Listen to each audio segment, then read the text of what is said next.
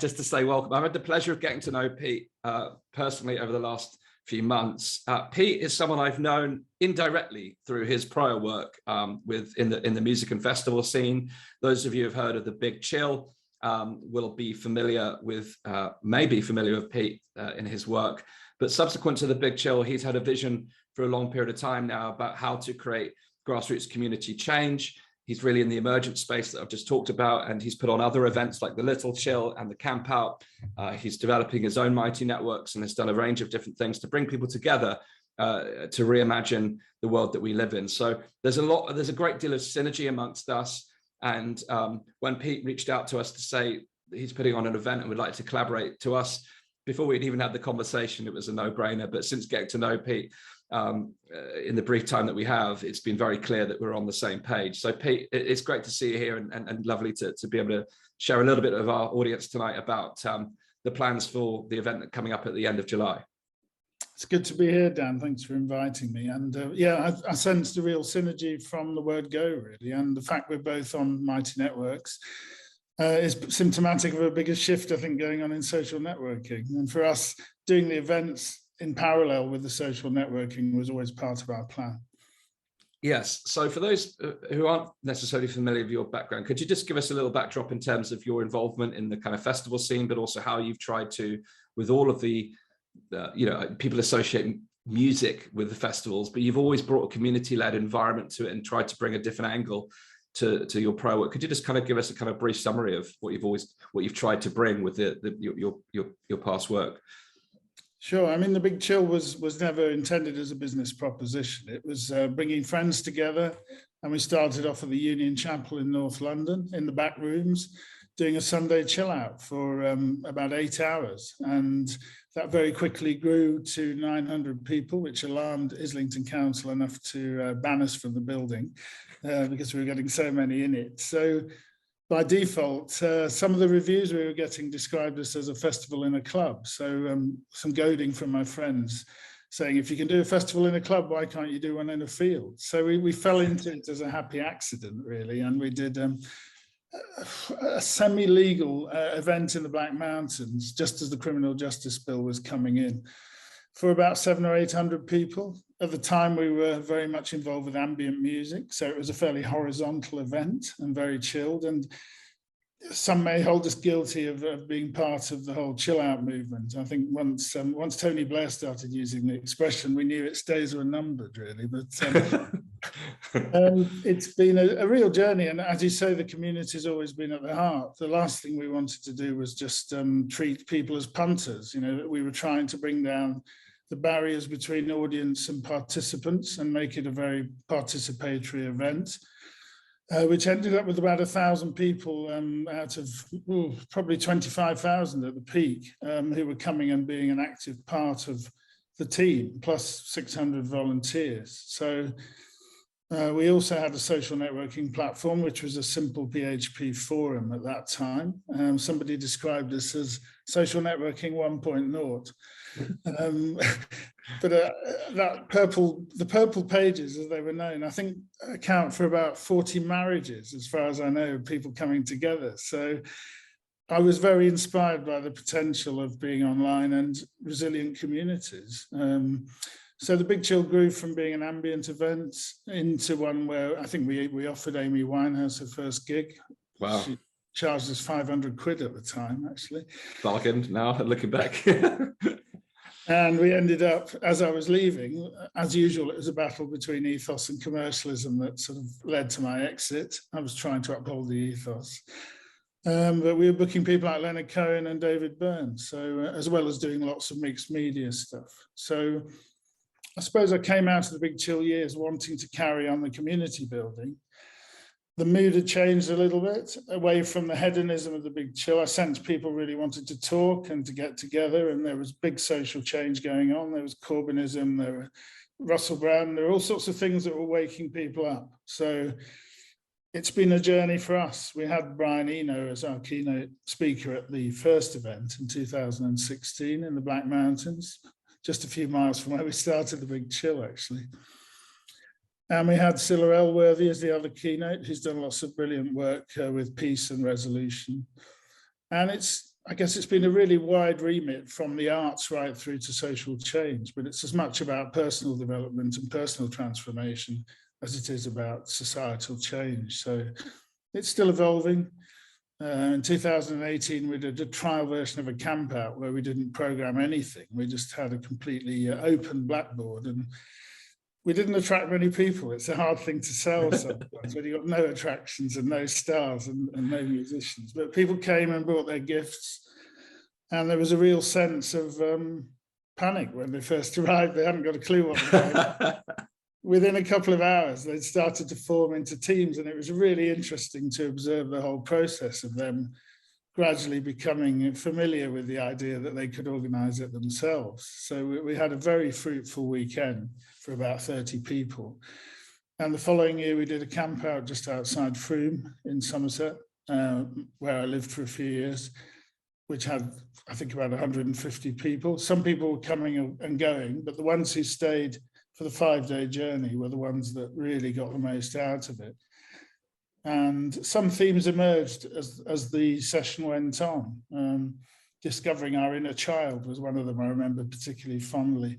Things that came out of casual conversations around the campfire and also out of some of the speakers. You know, we had Roger Hallam from Extinction Rebellion, Theo Simon talking about kindness, Joe Berry, whose father was killed in the Brighton Grand bombings, a politician who talked about reconciliation.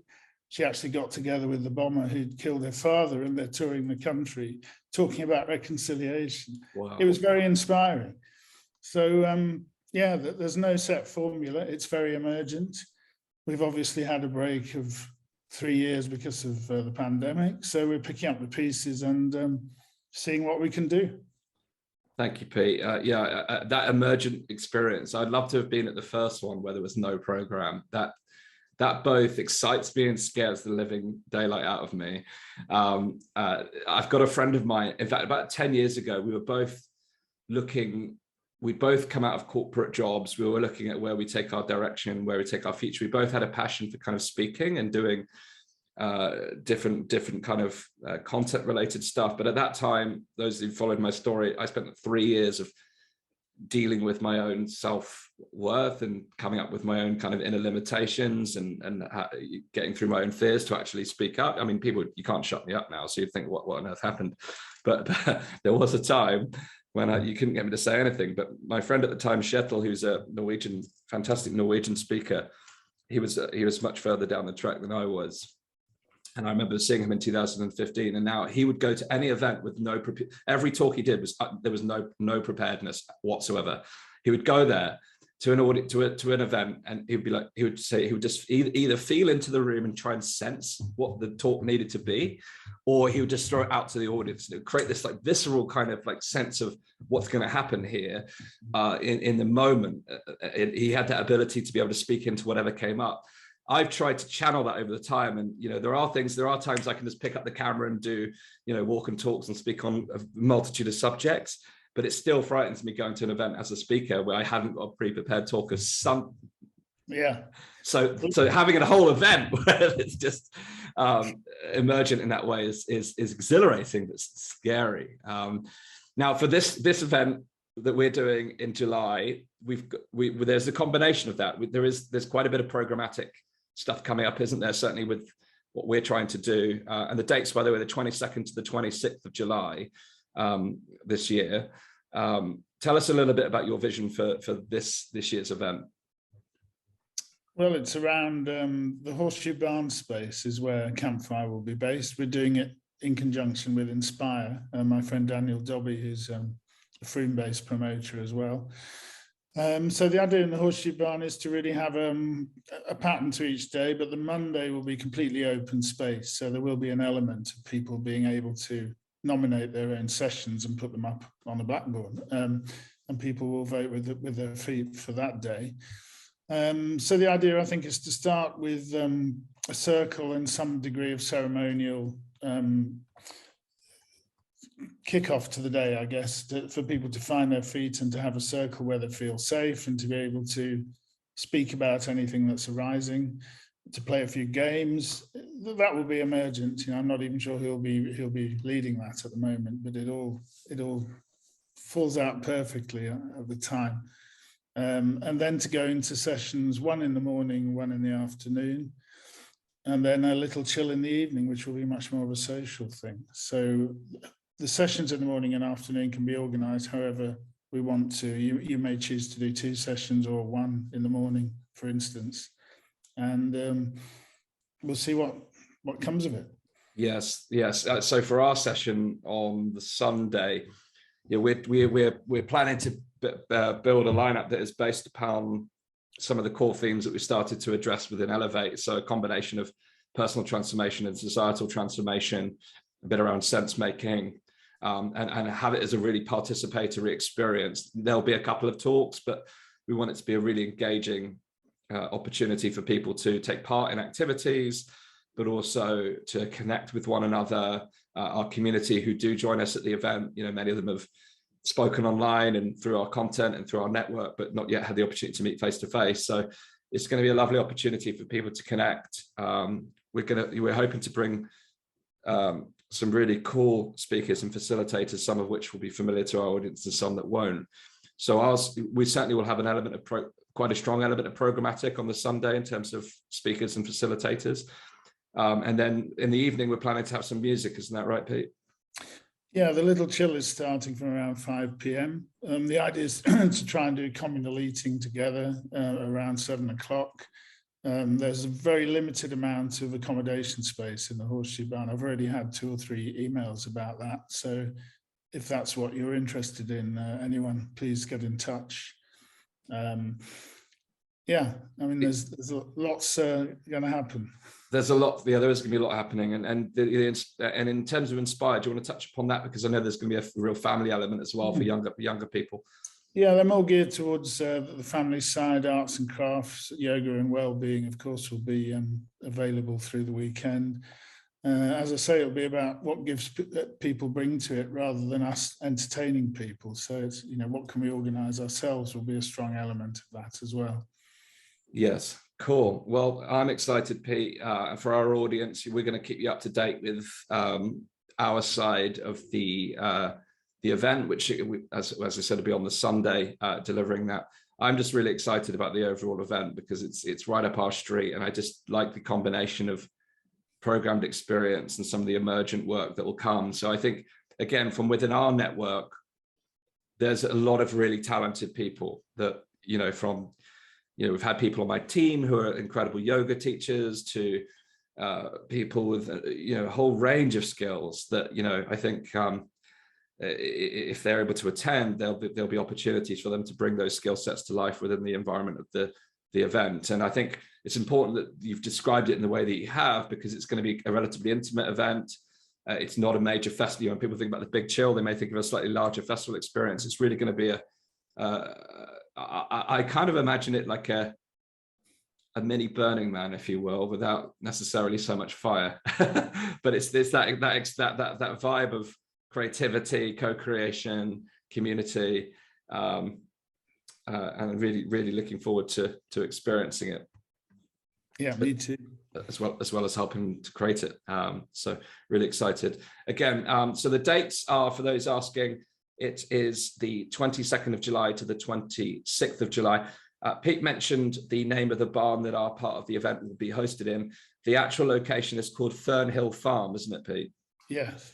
Yeah, it's around 35 to 45 minutes drive from Bristol, Bathroom, Glastonbury. It's in the Mendips, isn't it? Yeah, I think Felicity's just posted a link. So fantastic. Yeah, and we'll put the event link in the comments there as well. Yeah. So the event link is there for booking if you would like to join us. There's also a discount code if you use Elevate capital letters 2022. There's a 10% discount at present, so you can use that. That's available until Friday for those who wish to make the decision early to come and join us. But we'll keep our audience in the loop in terms of our plans. We'll also take feedback and suggestions. This is really built in the spirit of co-creation. And it's just going to be a fantastic number of days. And we'd like everyone to be there for the full experience, but I think it is the sort of thing you can dip and dip out of as your own schedule permits. But yeah, it'd be great to see some of our core audience there. So the link, you can see the event.bookitbe.com in the comments there. There is an event listing within our Mighty Networks ourselves, so you can see the full details as it emerges. There's a description inside of our event page, and you can see further details on the link. Pete, there's a couple of questions. Yeah. The Horseshoe Barn. So it's called a camp out, and the intention is for people to camp, bring their own tents, their own camping gear. What's the accommodation setup? Is there space for camper vans and that sort of thing?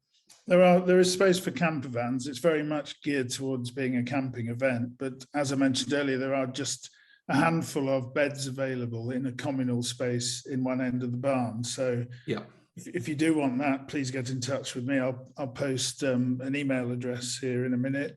It's pete.lawrence@campfireconvention.com. Just looking to see if there's anything else. So yeah, you're supposed to come with tents and yeah, bring whatever you want to bring. Yeah. We'll publish all the details on our page.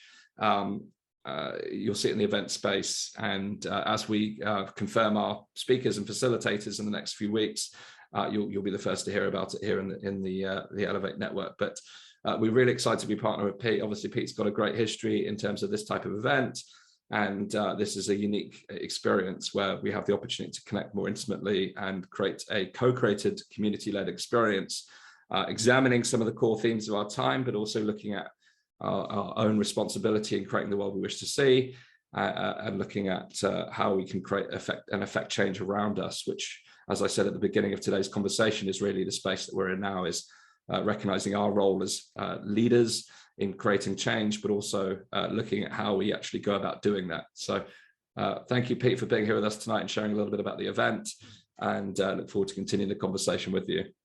Thanks, Dan. Thank you, Pete. So I'm going to take the main stage for the next period. So thank you so much to Pete for the introduction and the overview of what's happening for the event. As I said, the links to the event are in the chat now, but you'll also find them inside the events tab of the Elevate network, and we'll keep you updated as things progress.